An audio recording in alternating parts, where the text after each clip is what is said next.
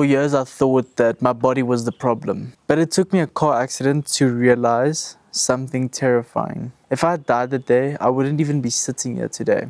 And the truth is that the problem was never my body. Let me explain. So during COVID, when we were locked down, everything was stuck. Everything stood still.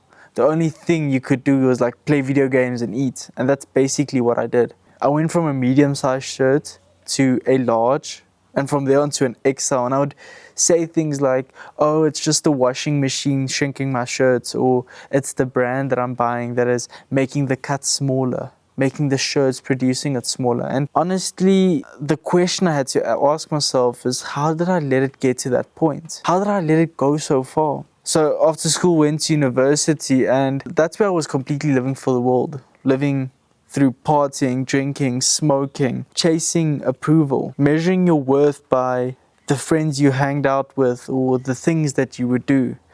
And honestly, like then you would go to a party and you would have too much to drink, and the next morning or evening wake up at 1 p.m. It was all about bragging. How many drinks did you have last night? What did you do when you got home last night? And that's the thing, like something felt wrong. Something didn't feel like right in my soul. And because of that, deep down I realized that I wasn't becoming the man that I wanted to become. When I was at home for holidays, that's when I truly looked at myself in the mirror. I had a conversation with myself, and it was reflecting on the past 6 months.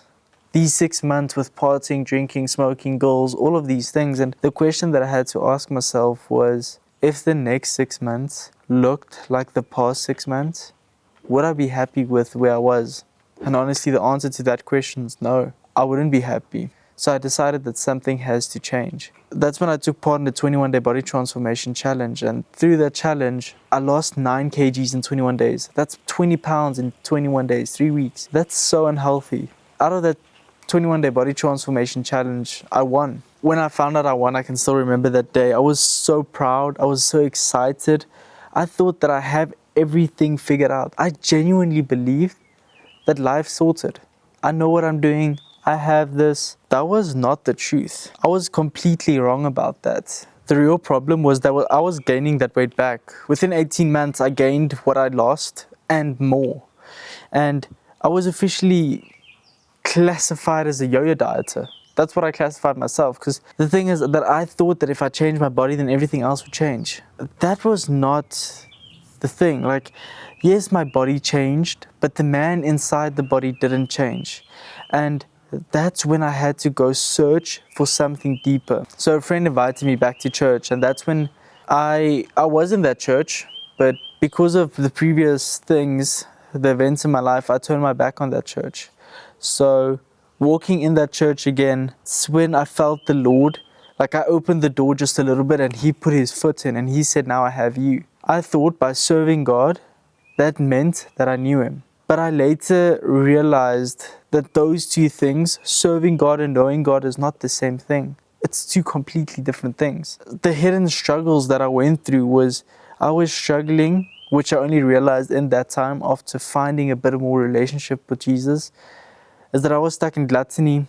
I was stuck in comfort. I was not trusting myself because I was breaking so many promises to myself. A typical day, that time, would look like I would wake up at 10, 11 a.m., go downstairs, go grab something to eat, go lay on the couch, watch YouTube, doom scroll, kept on eating, kept on snacking throughout the whole day. Was nothing anywhere near productive. The thing is that I was eating the whole time, and I didn't think I really stopped eating. So I had dinner, and then I would take some snacks up to the room and watch YouTube till 1, 2 a.m. and then fall asleep while YouTube was still playing. Everybody thought that time that I was disciplined because that's the only thing I was talking about. I was talking about I was that man and this is the things that I'm changing, and honestly that was like kind of lying, because I knew the truth. I knew that I wasn't that man.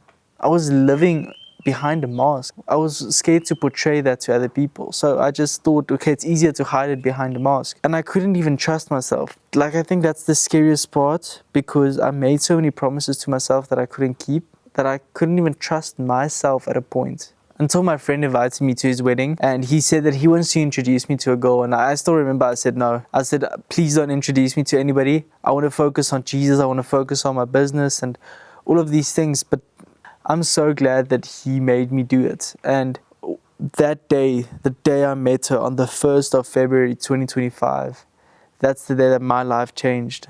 Because at that wedding, I didn't just hear her talk about Jesus, but I saw Jesus in her. The key realization was that she wasn't pretending to know Jesus. She actually knew him. And that forced me to reflect on my own life, to reflect on what I have been through, where I'm going. She's my girlfriend now. That took me through a big sanctification process, becoming more like Jesus, realizing that I need to become the man that can stay with this relationship. So the breaking point came when I realized that even though I was going through a sanctification processes, I still broke promises to myself. A part of me was still living in comfort, was still stuck in gluttony.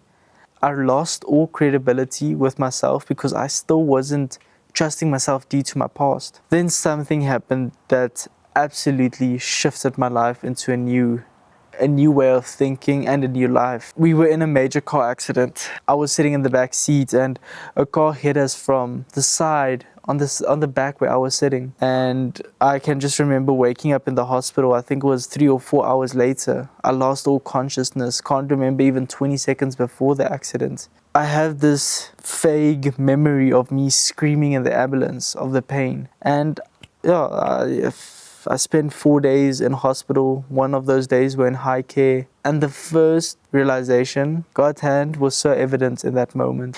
If that car was maybe a truck or a SUV, there's a big chance that I wouldn't be sitting here today. That shifted something inside of me. That forced me to ask a very terrifying question to myself. If I had died that day, would I be truly happy with where I was and who I was? If I reflected on my life, was I busy being that man that God created me to be? Or was I living in comfort, stuck in all of these things? And that's when everything shifted for me.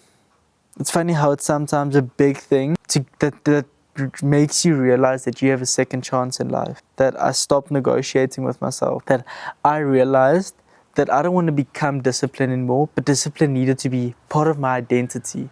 It needed to be, I needed to carry it around like it was my own skin. And even though I struggled so much with self-control, with gluttony and all of these things, I realized that I needed to fix my self-control. It wasn't a question of I want to fix my self-control.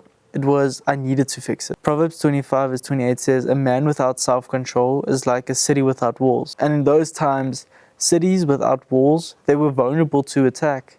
They were easy for the enemy just to come in and to come destroy. So I'm a strong believer that a man without self-control is like those cities without walls. At any stage, his life can be controlled by temptations or by emotions.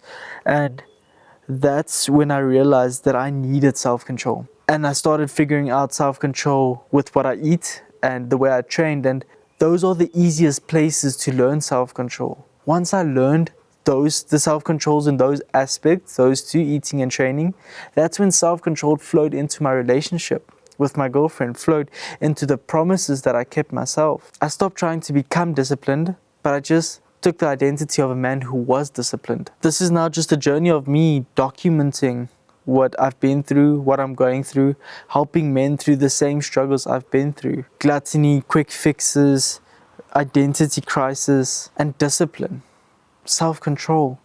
But this isn't the end of my story. This is just the beginning of the man I prayed to become. And if you're a man struggling with discipline, with identity, with faith, with self-control, that's exactly what this channel is going to be about. So subscribe and stick around if you want to follow the journey.